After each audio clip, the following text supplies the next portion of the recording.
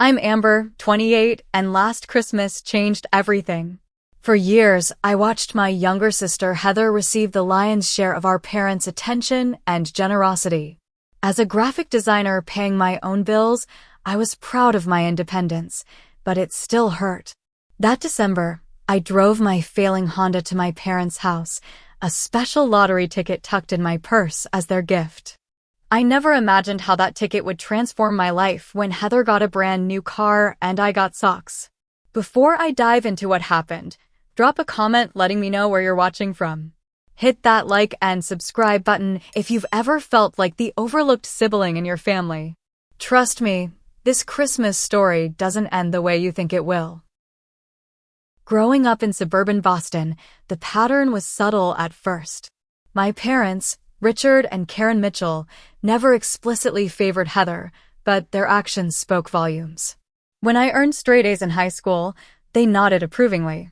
When Heather brought home B's, they celebrated with ice cream. When I got into college with a partial scholarship, they seemed pleased. When Heather got accepted to a local state school, they threw a party. "We're just so proud of both our girls," Mom would say whenever anyone pointed out the disparity. Dad would add, "Amber's always been so independent. She doesn't need the extra encouragement like Heather does." That was their justification. I was independent, self-sufficient, mature for my age. These sounded like compliments, but they became excuses for giving me less attention, less support, and yes, fewer resources. After graduating with honors in graphic design, I landed a job at a mid-sized marketing firm in Boston. The pay wasn't exceptional, but it was enough to rent a small one-bedroom apartment about 30 minutes from my parents' home. I bought my own furniture, paid my own utilities, and managed my student loans without asking for help. Meanwhile, at 25, Heather still lived at home.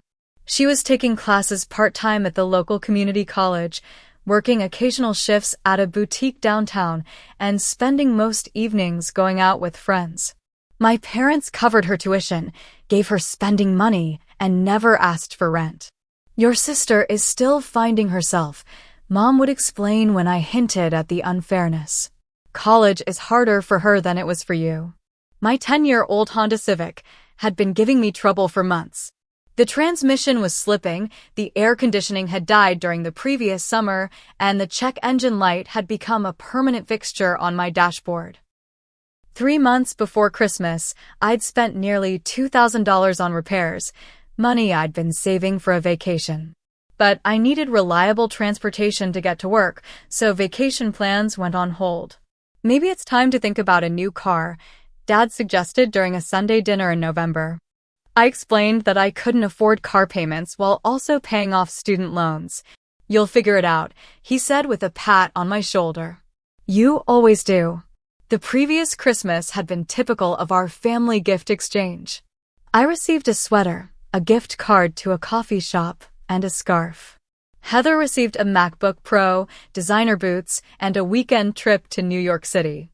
Heather needed a new computer for school, Mom had explained without me even asking. "And you already have that nice laptop from your job." It was true, my company had provided me with a decent laptop. But the disparities still stung. Despite everything, I looked forward to Christmas.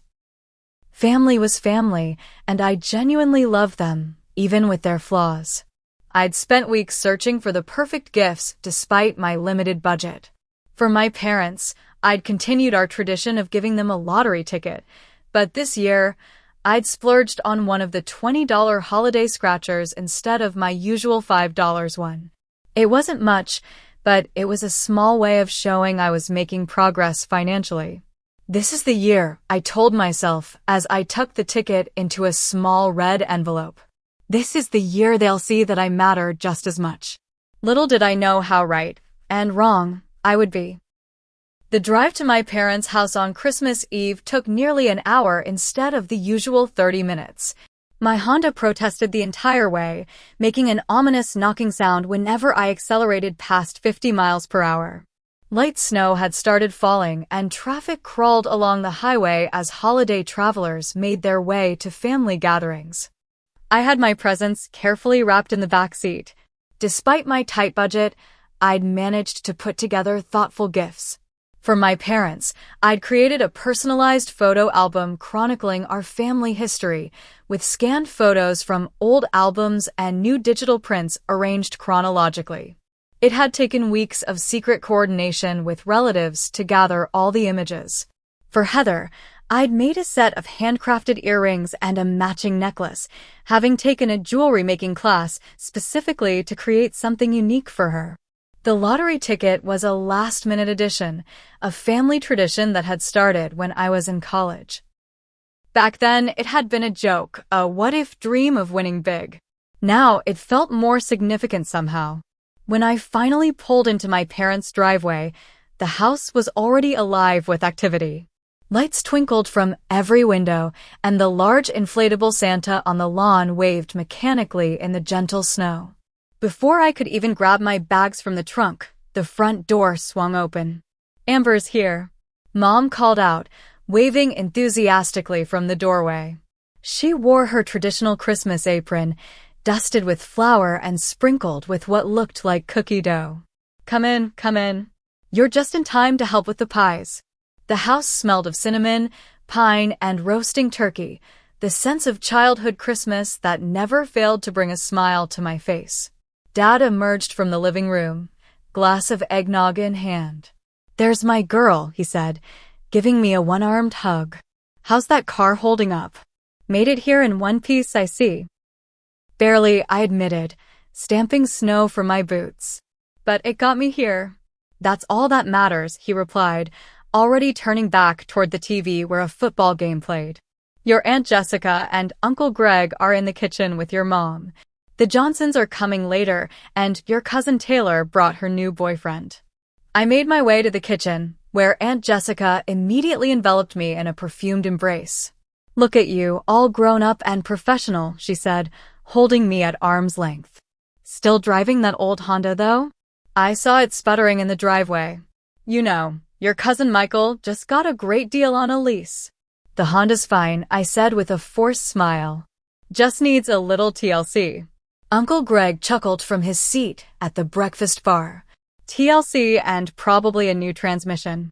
Cars aren't meant to last forever, kiddo." Mom handed me an apron. "Amber's doing just fine. She's always been so responsible with her money, haven't you, honey?" Not everyone needs a new car every few years. I tied the apron around my waist, wondering if Mom's comment was directed at Uncle Greg's tendency to lease new vehicles regularly, or if it was her way of justifying why they hadn't helped me with my car situation. "Where's Heather?" I asked, changing the subject as I began rolling out pie dough. "Oh, she's running late," Mom said with a fond smile. "You know your sister. She texted a while ago saying she was finishing up some last-minute shopping." Of course she was. Heather was chronically late to family gatherings, but instead of frustration, her tardiness was met with indulgent smiles and comments about her busy social life. I was elbow-deep in apple pie filling when the front door burst open, accompanied by Heather's melodic laugh and the rustle of shopping bags. "I'm here," she announced, as if her arrival was the official start of Christmas. "And I brought dessert from Magnolia Bakery." Mom rushed to help her with the bags. "Oh, sweetheart, you didn't have to do that. I know how busy you've been." Dad emerged from the living room again, this time with a much more enthusiastic greeting than I'd received. "There's my Christmas angel. Come give your old man a hug." Heather dramatically dropped her bags and launched herself into Dad's arms. At 25, my sister still had the ability to transform into a daddy's girl at the drop of a hat. With her perfectly highlighted hair, designer jeans, and an expensive-looking new coat, she looked like she'd stepped out of a Christmas catalog. "I got stuck in the worst traffic," she explained as she shed her coat, revealing a festive red sweater that looked brand new. "And then the lines at the mall were insane. But I couldn't show up without presents for everyone." "You already got everyone presents last week," Mom reminded her, gesturing to the pile of beautifully wrapped packages under the tree, packages I knew my parents had funded. "These are extras," Heather said with a wink. Just a few little things I saw and couldn't resist. Dinner preparation continued, with Heather flitting between helping and socializing, while I steadily worked on the pies, sides, and table setting.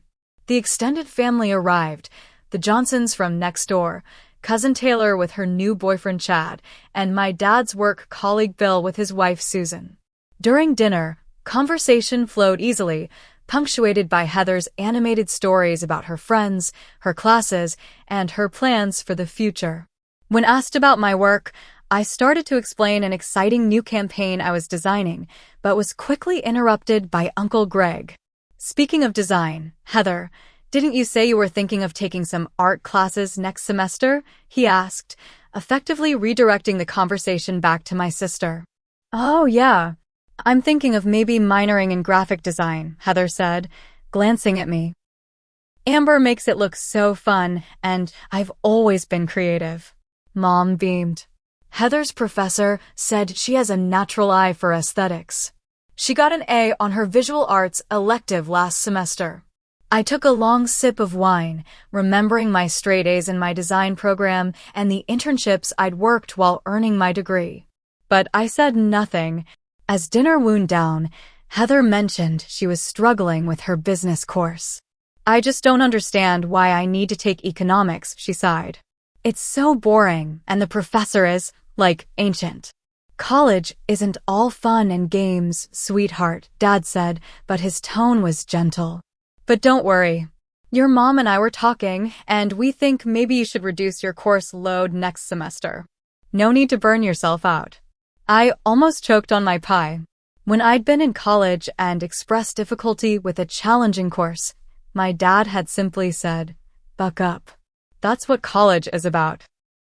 The disparity was becoming more glaring by the minute, and the evening had barely begun. In our family, Christmas Eve had always been the main event. After dinner was cleared and dessert had been served, we would gather in the living room for the gift exchange. It was a tradition that dated back to my grandparents' time: open presents on Christmas Eve, then spend Christmas Day relaxing and enjoying the gifts. The living room had been transformed into a holiday wonderland. The 7-foot tree twinkled with white lights and ornaments collected over decades, many of them handmade by Heather and me as children. A fire crackled in the fireplace, and Christmas music played softly from the speaker system. Outside, snow continued to fall, creating the perfect Christmas card seen through the bay window. Everyone found seats, the adults on couches and chairs, the younger kids. Taylor's boyfriend had brought his 10-year-old sister on cushions on the floor. Dad took his position by the tree, assuming his annual role as Santa, distributing gifts one by one. "As always, we go youngest to oldest," he announced, a policy that meant Heather had always opened her gifts before me throughout our lives. I sat on the window seat, slightly removed from the main circle, my glass of wine providing liquid courage for what I suspected would be another exercise in masked disappointment. The red envelope with the lottery ticket felt heavy in my sweater pocket. Dad began distributing gifts, starting with Chad's little sister Emma, who received books and toys from various family members. My gift to her, a handmade friendship bracelet kit, earned me a genuine smile of delight. When it came time for my presents to be opened, I watched nervously as each recipient unwrapped their gifts. The photo album for my parents received appreciative nods, but was quickly set aside. "We'll look through it later, honey," Mom promised, already reaching for the next package. The handcrafted jewelry for Heather earned a quick "Thanks, sis, it's cute" before she moved on to a much larger package from our parents. In contrast, Heather's gifts: expensive perfume for Mom, a premium whiskey set for Dad, designer scarves for the aunts and uncles, were met with exclamations of delight and multiple thanks.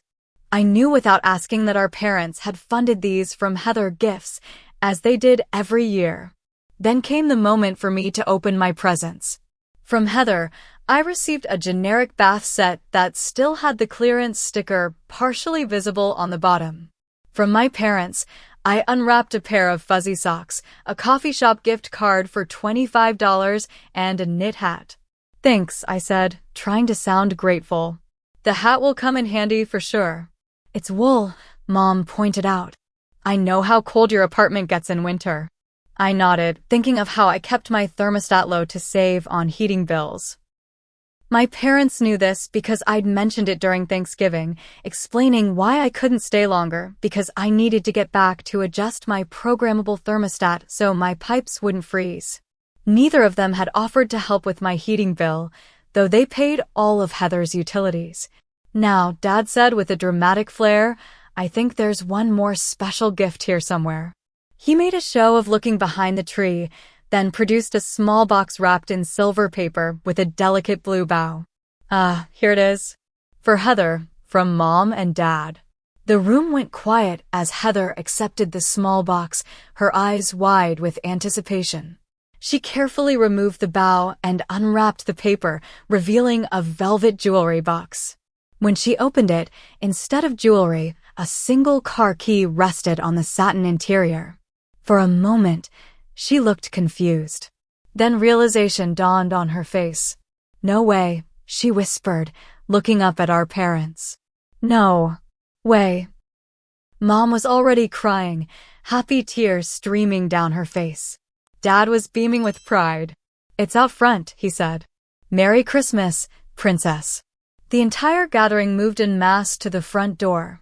Dad threw it open to reveal a brand new SUV in the driveway, complete with an enormous red bow on the roof. The snowfall provided the perfect backdrop for the gleaming white vehicle. It's a Lexus NX, Dad announced proudly. All-wheel drive for safety, all the latest features, and excellent fuel economy. Heather screamed with delight and ran out into the snow, not even bothering with a coat. The family followed, exclaiming over the vehicle's features as Heather jumped into the driver's seat and began exploring the interior. I stood frozen in the doorway, unable to move. The contrast was so stark it was almost comical. Fuzzy socks and a coffee gift card for me, a luxury SUV for my sister. My ancient Honda sat just a few feet away from Heather's new Lexus, looking even more pathetic by comparison. No one seemed to notice I wasn't participating in the celebration. They were all gathered around the car, watching as Heather adjusted seats and mirrors and tested the sound system. I quietly stepped back into the house, my chest tight with emotion. In the empty living room, discarded wrapping paper littered the floor. I picked up my modest gifts and placed them in my overnight bag. The red envelope with the lottery ticket seemed to mock me from my pocket. I headed to the bathroom, locking the door behind me. In the mirror, my reflection showed a woman trying desperately not to cry, mascara already beginning to smudge at the corners of my eyes. Don't, I whispered to myself. Don't give them the satisfaction. But the tears came anyway, hot and angry, streaming down my face as I sat on the edge of the bathtub. Outside, I could hear the continued exclamations of delight and the occasional honk of a car horn as Heather presumably tested out her new toy. I stayed in the bathroom until I heard everyone come back inside, laughter and excited chatter filling the house again. After splashing cold water on my face and reapplying my makeup, I rejoined the gathering with a practiced smile. No one asked where I'd been. Christmas morning dawned bright and cold, sunlight reflecting off the fresh snow outside.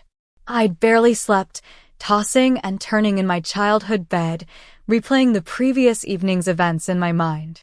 The lottery ticket remained in its red envelope, still unfulfilled in its purpose. I'd been too upset to give it to my parents after the car reveal. Downstairs, the family was already gathered for breakfast.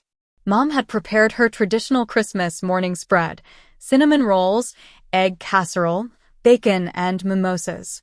Heather was regaling everyone with her plans for her new car. I'm going to take a road trip to New York with Madison and Kylie, she was saying as I entered the kitchen. The sound system is amazing, and it has this cool feature where it keeps you in your lane if you start to drift. Safety first, Dad said approvingly, refilling his coffee cup. That's why we chose that model. all the latest safety features. Good morning, I said, forcing brightness into my voice. Merry Christmas. Merry Christmas, honey, Mom replied, sliding a plate toward me. Sleep well. Before I could answer, Heather jumped in. I barely slept at all. I was too excited about the car. I kept looking out the window to make sure it was really there. Well, you'd better get used to it. Dad chuckled. It's all yours, payments and all. Well, we're covering the insurance, of course. I nearly choked on my coffee. You're covering her insurance too? There was a brief moment of awkward silence. Mom and Dad exchanged glances. Well, yes, Mom finally said. Insurance for new drivers and new cars can be quite expensive. She's 25, I pointed out. Hardly a new driver. Dad cleared his throat. Amber, it's Christmas. Let's not get into all that. I took a deep breath, trying to control the emotions bubbling up inside me. I'm just trying to understand. You buy Heather a brand new Lexus and cover the insurance, while I'm driving a car that's falling apart and got socks for Christmas. Now, that's not fair, Mom protested. We got you the gift card too, and that nice hat. It's not about the hat, I said, my voice quiet but tense. It's about the disparity. It's about the fact that you've always given Heather more support, more gifts, more everything. Heather needs reliable transportation for school, Dad said defensively. You're doing well on your own. That's right, Mom added quickly. You're so independent, Amber. We're proud of that. So I'm being punished for being responsible? I asked, setting down my fork. While Heather gets rewarded for, what exactly? Living at home at 25? Taking 6 years to finish a 2-year degree program? That's not fair. Heather protested, her lower lip jutting out in a familiar pout. School is harder for me than it was for you. I looked at my sister, suddenly tired of the whole charade. Life is hard for everyone, Heather. The difference is, I've had to face that reality while you've been sheltered from it. The tension in the room was palpable. Aunt Jessica and Uncle Greg became intensely interested in their cinnamon rolls, while Taylor and Chad whispered about maybe going for a walk. I think I'm going to head home early, I announced, standing up from the table. I have some work to catch up on before tomorrow. On Christmas. Mom looked genuinely shocked. Can it wait? Not really, I lied, already heading upstairs to pack my overnight bag. 20 minutes later, I was saying stiff goodbyes in the foyer. Dad looked stern, Mom was teary-eyed, and Heather was sulking in the background. I walked out to my car, threw my bag in the backseat, and inserted the key in the ignition. Nothing happened. I tried again. The engine made a clicking sound but wouldn't turn over. Perfect, I muttered, resting my forehead against the steering wheel. Just perfect. A knock on my window startled me. Dad stood there, bundled in his winter coat. I rolled down the window manually. The electric controls had stopped working months ago. Car trouble, he asked, his breath fogging in the cold air. Looks like it. Pop the hood, I'll take a look. I did as instructed, though I knew it was probably futile. Dad spent a few minutes examining the engine, then closed the hood with a definitive thunk. Battery's dead, he pronounced. And, from the sound of it, your starter might be going too. You really need to take better care of this car, Amber. Something inside me snapped. Take better care? Dad, I've put every spare penny I have into maintaining this car. I work full-time, pay my own rent, my own student loans, my own everything. Meanwhile, Heather lives here rent-free, and you just bought her a Lexus. Dad's expression hardened. That's different. Your sister needs the help more than I do? I finished for him. Why? Because she's never been encouraged to stand on her own 2 feet? Because you and Mom have always swooped in to solve her problems instead of letting her face consequences. The front door opened, and Mom and Heather appeared on the porch, drawn by our raised voices. What's going on? Mom called out. Amber's car won't start, Dad replied. And she's upset about Heather's gift. I can drive you home in my new car, Heather offered with what seemed like genuine helpfulness, but came across as smug given the circumstances. I laughed, a sharp, humorless sound. Of course you can. That would be the perfect end to this Christmas, wouldn't it? The successful daughter being driven home by the favored one in her brand new Lexus. Amber, Mom gasped. That's a terrible thing to say. Is it? Or is it just the truth no one in this family wants to acknowledge? I was shouting now, years of pent-up frustration pouring out.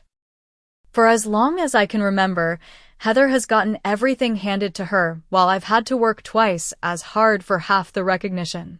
That is absolutely not true, Dad argued, his face reddening.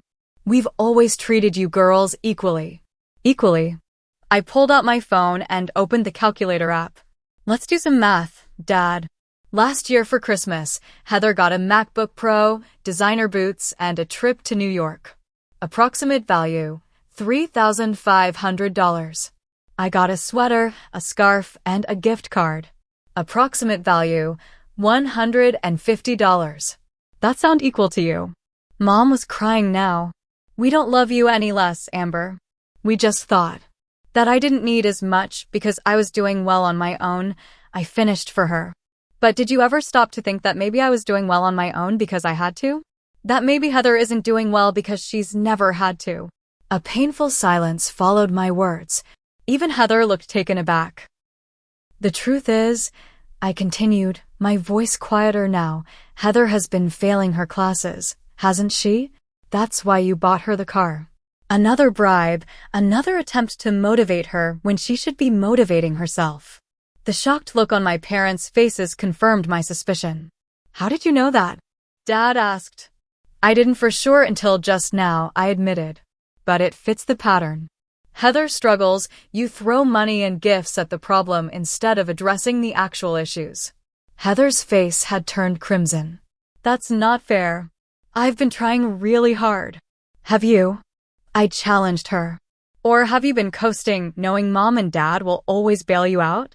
That's enough, Dad said firmly. Amber, you're upset about your car, and I understand that. But this attitude is completely unappreciated after everything we've done for you. Everything you've done for me? I repeated incredulously. Dad, I put myself through college with scholarships and loans. I found my own apartment, bought my own car, built my own career. What exactly have you done for me lately? The hurt on his face made me regret my words immediately, but there was no taking them back. I'm calling a rideshare, I said, grabbing my phone again. I'll have someone come look at the car later this week. Don't be ridiculous, Mom protested. You can't leave like this. It's Christmas. Watch me, I replied, opening the rideshare app.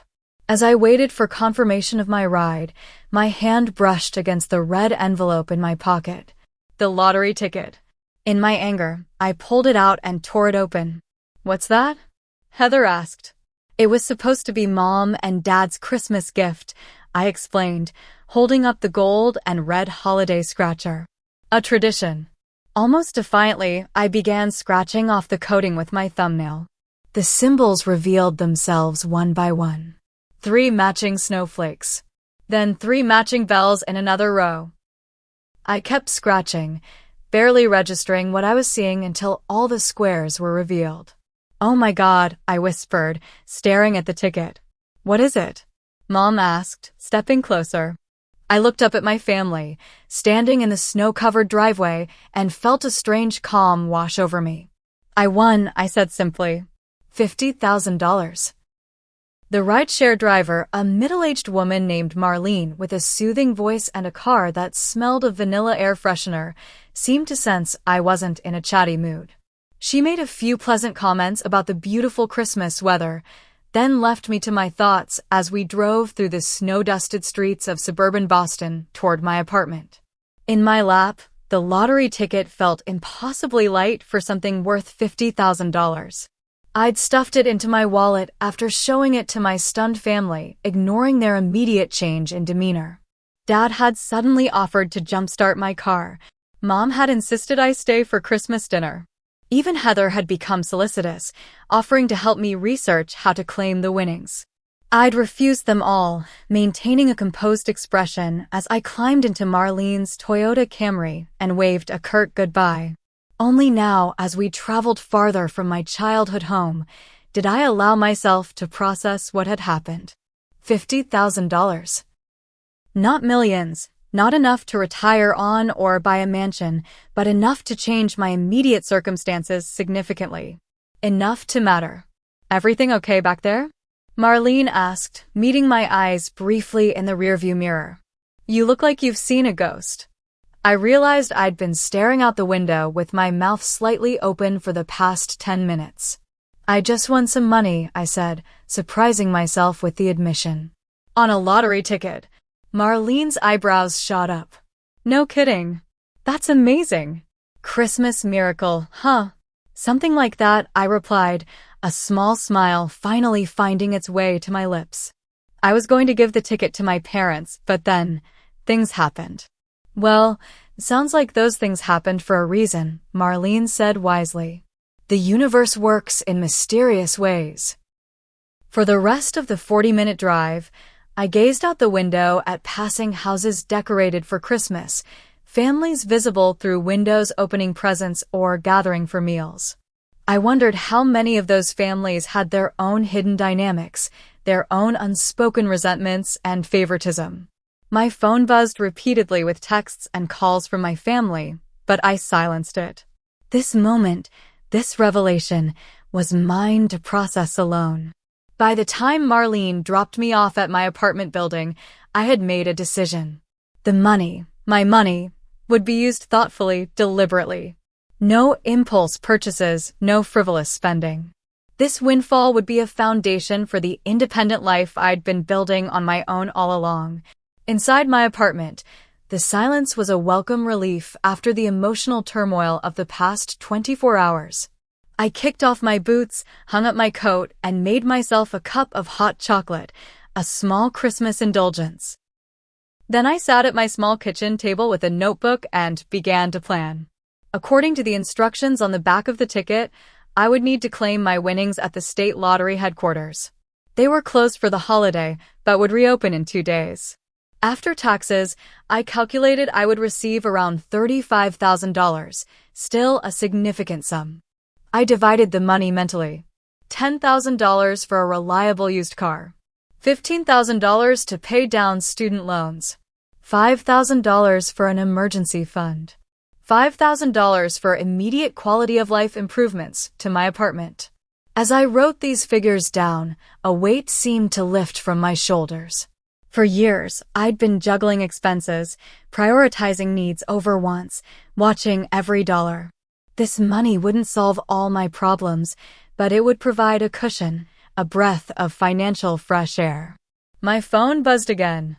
17 missed calls, 29 text messages. I scrolled through them quickly. Mom, please call us. We're worried about you. Dad, let's talk about this like adults. Heather, OMG Amber, I can't believe you won. Call me. Mom, your father says we can help you invest that money wisely. Dad, you need to be careful with that kind of cash. People will try to take advantage. Heather, are you mad at me? It's not my fault they got me a car. I set the phone down without responding. They could wait. This time, my needs came first. Instead, I called my friend Jasmine, the one person I knew would understand without judgment. Merry Christmas, she answered cheerfully. How's the family circus?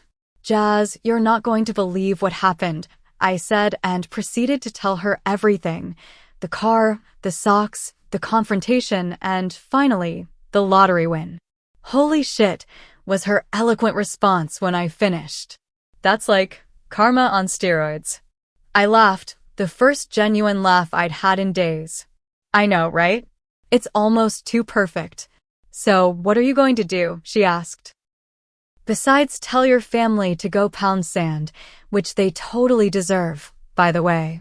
I've got a plan, I said, looking down at my notebook. Practical stuff mostly. Car loans, savings. Totally sensible and completely on brand for you, Jasmine observed. But what about the family situation? Are you going to tell them to kiss your financially improved ass, or what? I sighed, the humor fading. I don't know yet. Part of me wants to cut them off completely. Another part knows they're still my family, flawed as they are. Family doesn't have to mean putting up with toxic dynamics, Jasmine pointed out. Sometimes the healthiest thing is distance. I know, I agreed.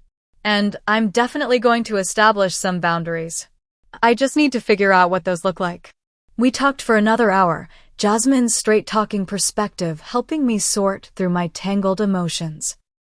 By the time we hung up, I had a clearer vision not just for the money, but for my relationship with my family moving forward.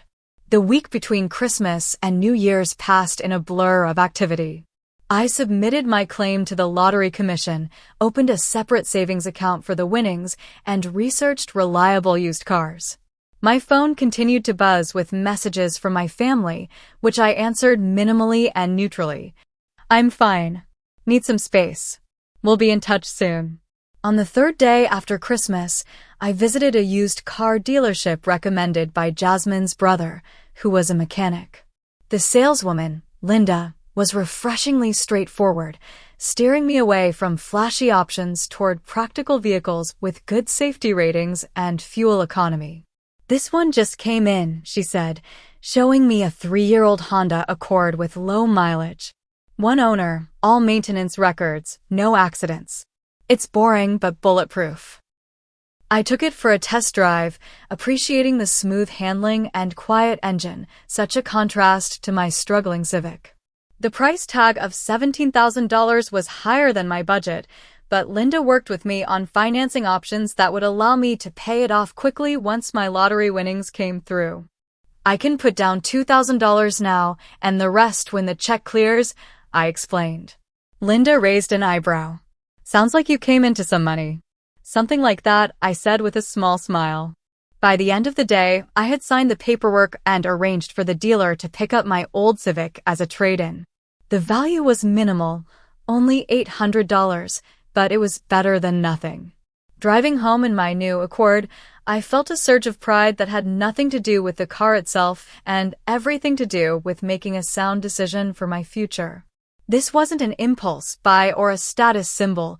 It was a practical investment in reliable transportation that would serve me well for years to come. At home, I checked my phone to find a new text from Heather. So are you getting a Ferrari with your lottery money? LOL, just kidding. But seriously, what are you buying? Also, Mom and Dad are being weird and keep talking about you in hushed voices. Call me. I placed the phone face down on the table without responding. The constant notifications from my family had evolved from concern to curiosity to barely disguised interest in my financial windfall. Not once had any of them acknowledged the legitimacy of my feelings or the disparities I'd pointed out. A week after Christmas, as I was arranging for a company to come retrieve my old furniture, I decided to upgrade my sagging couch and rickety dining set with some of the quality of life portion of my winnings. My doorbell rang. I wasn't expecting anyone, and a glance through the peephole revealed the last people I expected to see, my parents, standing awkwardly in the hallway of my apartment building. For a moment, I considered pretending I wasn't home. But they had likely seen the lights on from outside, and my new car, was visibly parked in my assigned spot. Taking a deep breath, I opened the door. Mom, Dad, this is unexpected. My voice sounded calmer than I felt. They stood there looking uncomfortable, Mom clutching her purse with white knuckles, Dad with his hands thrust deep in his coat pockets. Neither seemed to know quite what to say now that they were actually face-to-face with me. Can we come in? Mom finally asked. It's rather cold in the hallway. I stepped aside, allowing them to enter my small apartment. Their eyes immediately began cataloging the changes. The new charcoal gray sofa that had replaced my thrift store find. The solid wood dining table instead of the wobbly IKEA model I'd assembled myself in college. The new area rug that tied the living space together. You've been shopping, Dad observed, his tone carefully neutral. I have, I confirmed, closing the door behind them. Would you like some coffee? I just made a fresh pot. The normalcy of the offer seemed to relieve them. Mom nodded eagerly and Dad murmured his thanks. I busied myself in the kitchen, using the moment to compose myself. Their unexpected appearance had caught me off guard, but I was determined to maintain the emotional boundaries I'd been establishing over the past week. "Your place looks nice," Mom commented as I handed her a mug. "Very adult." "It's always been adult, Mom," I replied. "You've just never really looked before." She flinched slightly but didn't argue the point. Instead, she took a sip of coffee and glanced at Dad, clearly hoping he would take the conversational lead. "We've been worried about you, Amber," he said, settling into one of my new dining chairs. "You haven't been answering our calls or texts. We thought something might be wrong." "I told you I needed space," I reminded him. "And that I'd be in touch when I was ready." "A week is a long time to go without speaking to your family," Mom interjected. "Especially after Christmas ended the way it did." I raised an eyebrow. "You mean after I discovered that my parents have been consistently favoring my sister for years, to the point of buying her a luxury vehicle while giving me socks?" "Yes, I needed some time to process that." Dad's jaw tightened. "We came here to talk rationally, not to rehash old arguments." "Old arguments?" I repeated. "Dad, this happened a week ago. And it's not an isolated incident. It's a pattern that's defined our family dynamic for as long as I can remember."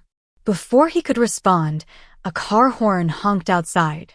Mom moved to the window and peered out. "Is that a new car?" she asked, her voice rising with surprise. "In your parking spot?" "It is," I confirmed. "A used Honda Accord. Very practical, excellent safety ratings, good fuel economy." "You bought a car?" Dad seemed genuinely shocked. "Without consulting us." The absurdity of his reaction almost made me laugh. "Dad, I'm 28 years old. I don't need to consult you on my purchases.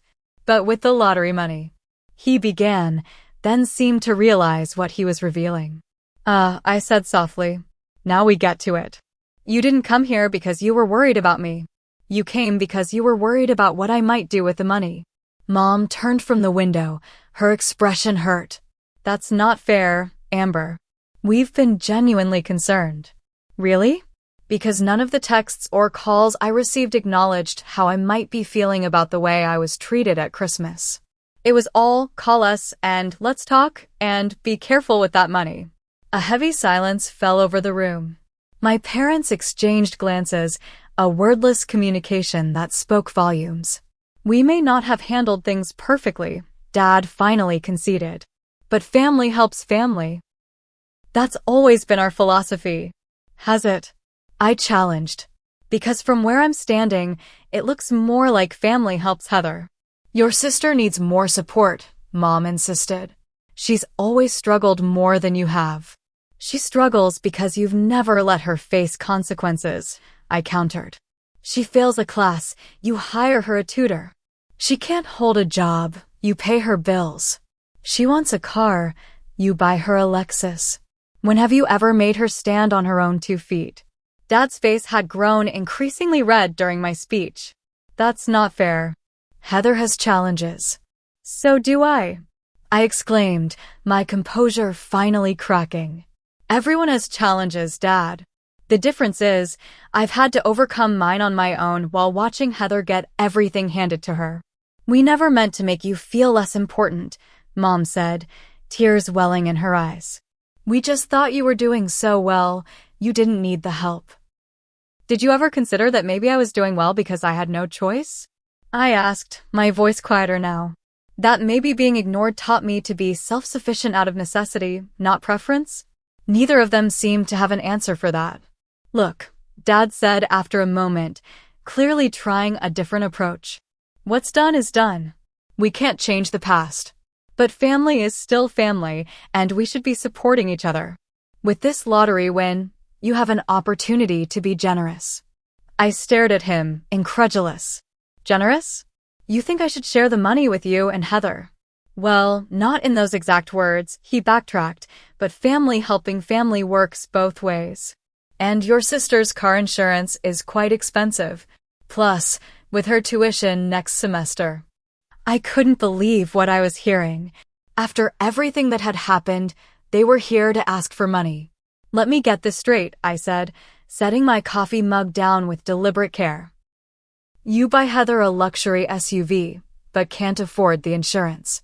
You promised to pay her tuition, but are looking for someone else to cover it.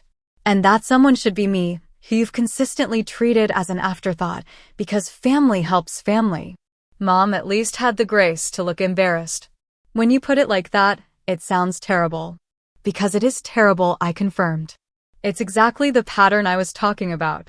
Heather gets whatever she wants, consequences be damned, and everyone else is expected to pick up the pieces. Dad started to argue, but I held up a hand to stop him. I've thought a lot about our family this past week, I continued. About my place in it, about the dynamics that have shaped us.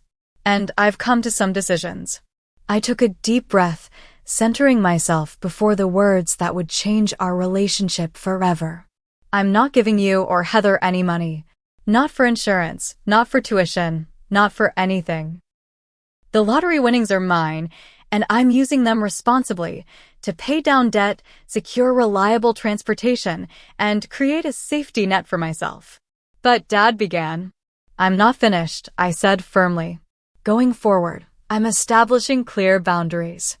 I love you both, and I want a relationship with you, but it has to be a healthy one based on mutual respect.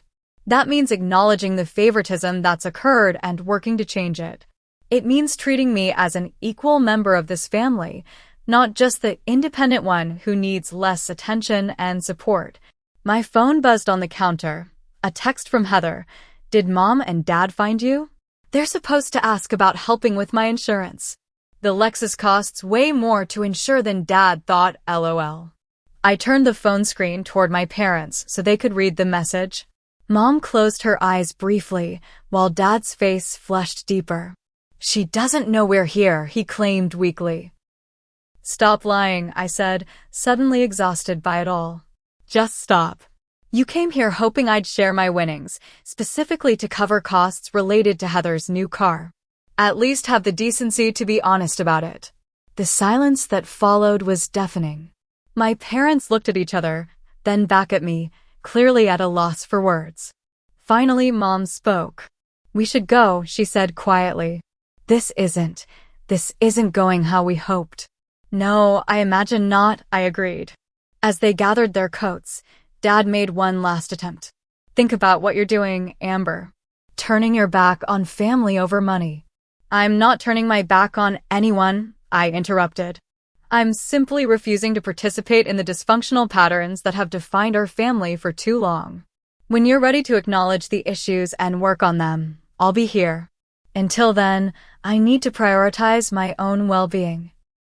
They left without further argument, the door closing behind them with a soft click that somehow felt more final than a slam would have. Less than 5 minutes later, my phone rang. Heather. What did you say to Mom and Dad? She demanded when I answered. They just called me sounding super weird and saying something about me needing to develop independence or whatever. Are you not going to help with my insurance? That's so selfish, Amber. After everything they've done for us. Goodbye, Heather, I said calmly and ended the call. For the first time in years, perhaps ever, I felt truly in control of my relationship with my family. It wasn't about the money, it never had been. It was about respect, equality, and healthy boundaries. Things that should have been present all along, but now I had the courage to demand them. 6 months passed, bringing summer sunshine to replace winter's chill. My apartment windows stood open, a gentle breeze stirring the curtains I'd added during my modest renovation project. The lottery money had been spent exactly as planned. A reliable car, reduced student loan burden, emergency fund established, and small quality-of-life improvements to my living space. But the most significant changes weren't financial or material. They were internal and relational. After the confrontation with my parents, I'd maintained limited contact, brief, cordial text messages and occasional phone calls, but no visits. I declined Easter dinner, Mother's Day brunch, and a family vacation to Cape Cod. Each refusal was met first with guilt trips, then with anger, and finally with reluctant acceptance. Heather had been furious initially, bombarding me with accusatory texts and tearful phone calls. When manipulation failed to produce results, she'd switched tactics, alternating between ignoring me completely and making small, awkward attempts at reconciliation. My firm boundaries had forced my family to reckon with patterns they'd long taken for granted. It wasn't an easy process for any of us, but it was necessary. At work, my renewed focus had paid dividends. Free from the emotional drain of family drama, I'd thrown myself into creative projects, impressing clients and earning a promotion to senior designer 3 months ahead of schedule. The raise wasn't enormous, but it represented recognition of my talent and hard work, validation I'd long sought from my parents but now found in my professional life. My social circle had expanded too. Jasmine remained my closest confidant, but I'd also joined a hiking group and a book club, forming connections with people who knew me only as I was now, not as the perpetually overlooked older sister I'd been with my family. I'd even started dating someone, Ryan, a software engineer I'd met through the hiking group. Our relationship was still new, but refreshingly balanced. He respected my independence while offering genuine support when needed, a dynamic so different from the conditional love I'd grown up with that it had taken me weeks to trust it was real. In early June, a letter arrived from my parents, an actual paper letter in an envelope with a stamp, something so unexpected in the digital age that I'd nearly mistaken it for junk mail.